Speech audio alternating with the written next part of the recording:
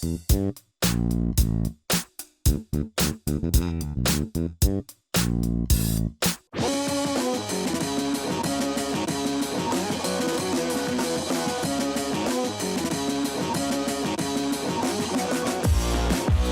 guys, today we will unbox the Cruiser Advance. I bought from PC Express, but I entitled the video as Lazada unboxing because you can find the product on Lazada.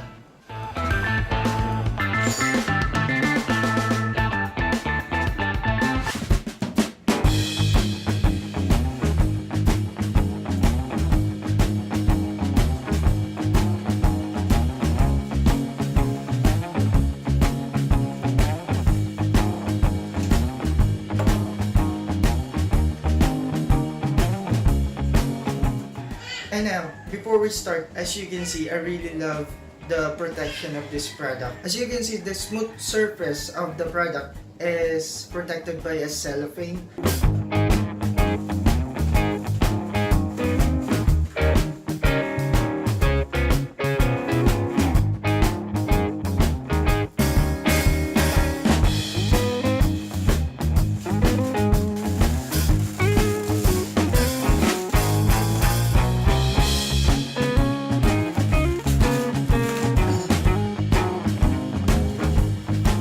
Another thing about this product is that this PC case has its own card reader, so you can insert memory card, adapter, and micro SD card on it. Also, it has a DVD drive slot, which is, I think it is not recommended as of today's requirement because you can install operating system without a DVD drive or a CD drive. You can just install using a USB. But one thing I don't like about the front I/O is that the color coding of the audio jack and microphone jack. Both audio jack and microphone jack and speaker is colored black. Based on my experience for past few days, I struggle a lot finding the right slot for the audio or the microphone. It should be colored pink on microphone jack and colored green on the speaker.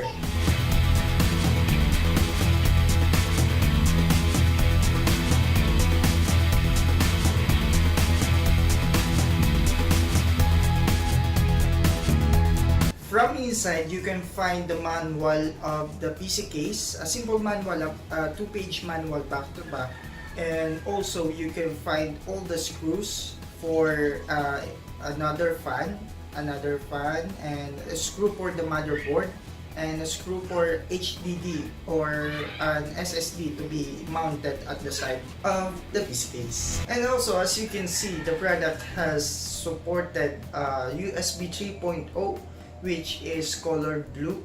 It is much faster than USB 2.0. On the wiring of the PC case, you can find an extra, maybe not familiar wiring or socket. You can find a card reader which can be inserted into the, because commonly there are two USB 2.0 that you can plug into the motherboard. But in this case, the PC case does have a USB 2.0. You can plug the USB 2.0 and also the card reader on the USB 2.0 slot number 2. Yes, you can find the front I/O, the reset, the power on, and the LED for HDD and the power.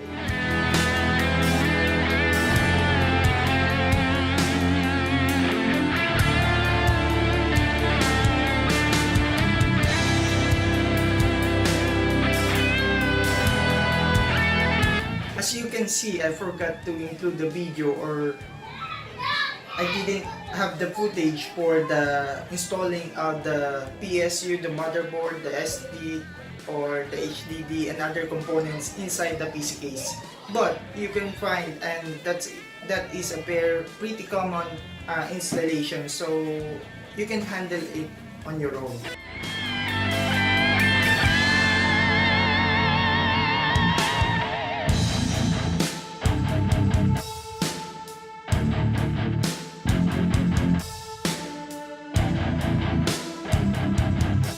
And also, if you're kind of a guy who wants to showcase the inner components of the computer, it is not recommended for you, because as you can see, the plastic in the center or the side panel of the PC case is dark, and you can barely see the inside component of the PC case.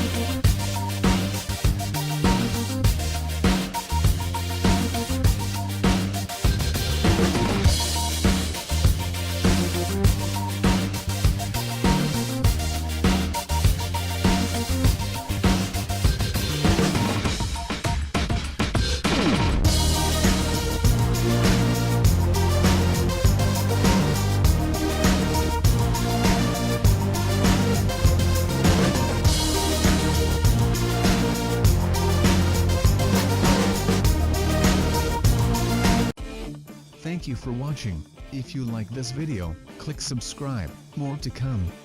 Click here to play this video.